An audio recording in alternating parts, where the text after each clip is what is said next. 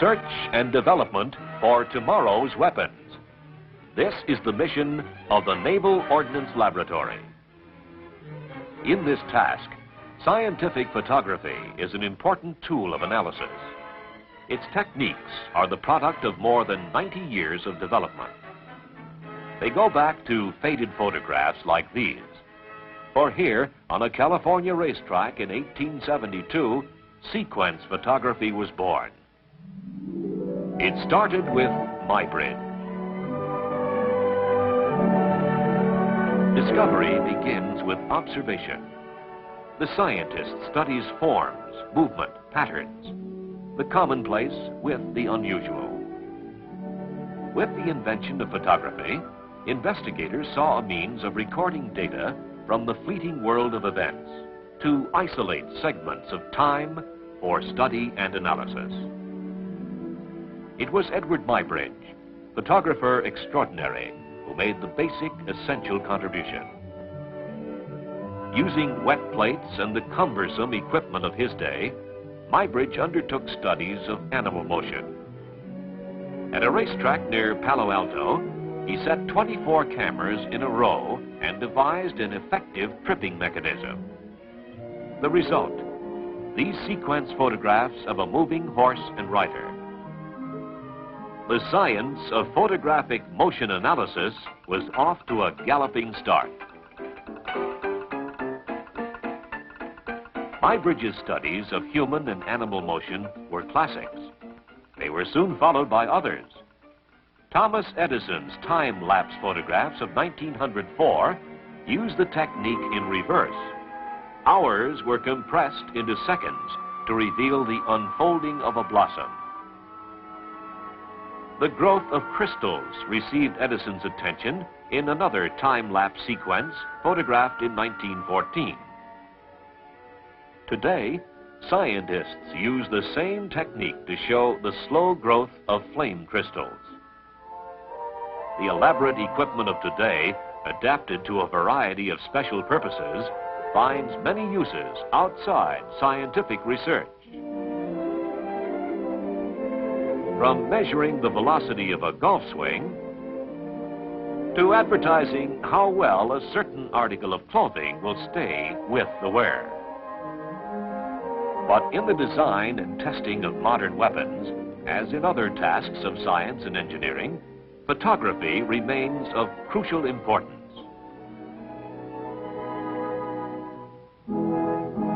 This test range, operated by the Naval Ordnance Laboratory at Fort Lauderdale, is lined with camera stations.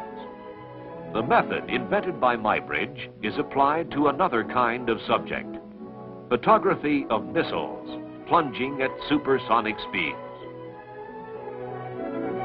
The pictures that result offer specific information on the missile's speed and acceleration, position and attitude during each movement of the flight. They are the evidence on which the test is evaluated.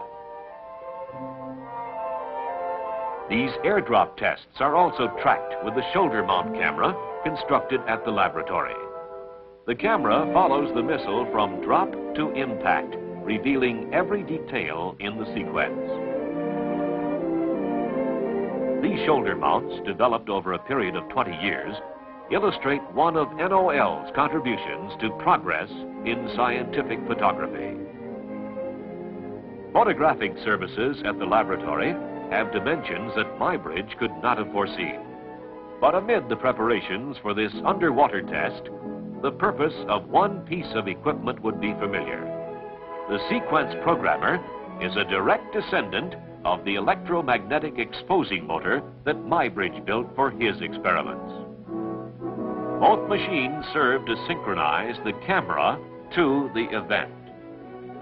The high-speed cameras expose their 100-foot magazines within 1 second. The programmer times their operation to catch the missile model's brief flight. At 7,000 frames per second, multiple cameras register the model's passage in slow motion. Every frame offers significant data on the test. In the analysis of test photographs, the timing marks that stripe the edge of the film are essential. Using them, the analyst can measure velocity and acceleration because he knows the precise time difference between any frames on the roll. A pulse generator is used to mark the film while it is running through the camera. Up to 10,000 pulses per second and even higher rates can be supplied to meet any test requirements. The generator pulses this bulb to expose timing marks directly onto the film. Because NOL needs portable, rugged units, the laboratory's photographic staff has designed and constructed special timing components. They reduce the units required from an unwieldy collection of equipment to this lightweight outfit. At the NOL Open Ballistic Range, Edward Muybridge would recognize the line of camera stations. Their placement follows the technique he developed. But to photograph ballistic projectiles in flight, spark gaps are used. Flashing at 1/1,000,000th of a second, their shadowgraph pictures record the projectile's position and show shock waves and turbulence throughout the flight. At the laboratory's hyperballistic range, an 8-inch gun breech block is used to fire projectiles down this 1,000-foot tunnel past these camera stations at speeds of 15,000 feet per second. An intricate system of mirrors and spark gaps is used to produce shadowgraph pictures.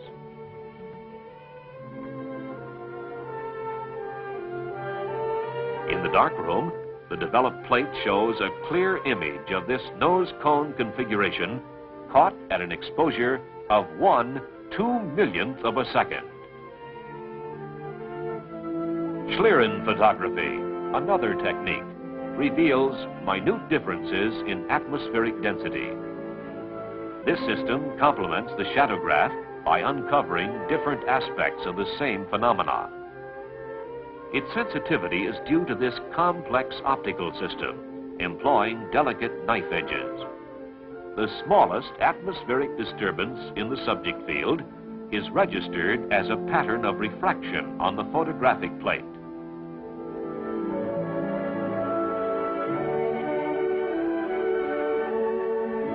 At the laboratory, much research is devoted to explosive detonations. To make scientific measurements of these phenomena, another type of camera is needed. This camera incorporates a rotating mirror to achieve a rapid framing rate and exposures as brief as 1/4 of a millionth of a second. It produces valuable information on what happens at each stage of the detonation. In another type of camera, the rotating mirror is used to spread the image of the detonation along the length of the film. For this reason, it is called a streak camera. The pictures it produces look like this. But to the trained interpreter, they offer a complete record of the detonation. Recently, research workers at the laboratory succeeded in combining the advantages of the framed image with those of the streak camera by constructing a third type, a high-speed focal plane shutter framing camera.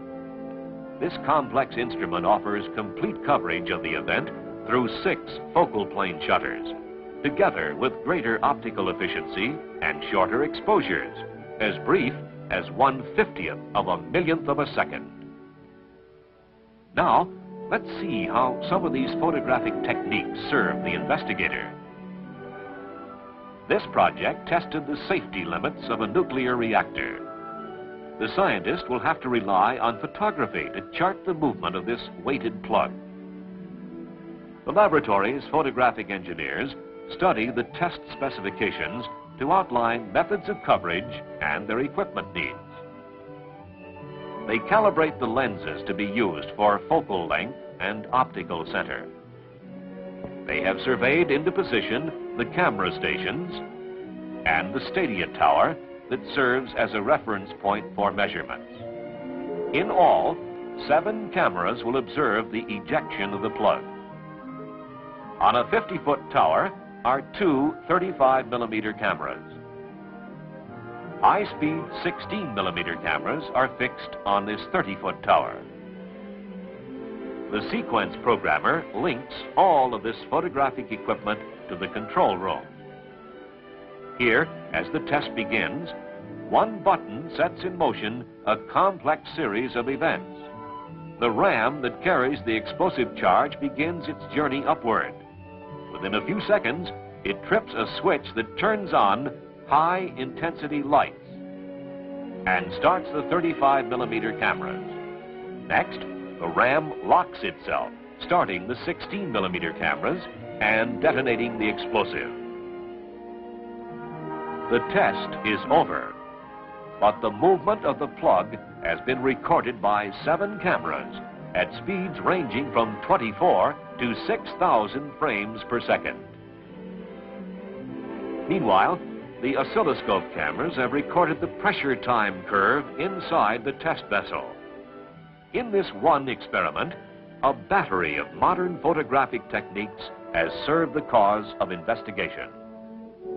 Photography has become a versatile and potent instrument, aiding the scientists' powers of observation, removing the barriers of distance, controlling the swift passage of time, penetrating invisible currents of air. As for Edward Muybridge, who made the first practical application of photographic motion analysis, he did indeed prove what he set out to prove, that all 4 feet of a running horse are off the ground once during each stride. This has been a boon to artists, horse traders, and veterinarians, and photography has been solving tough problems ever since.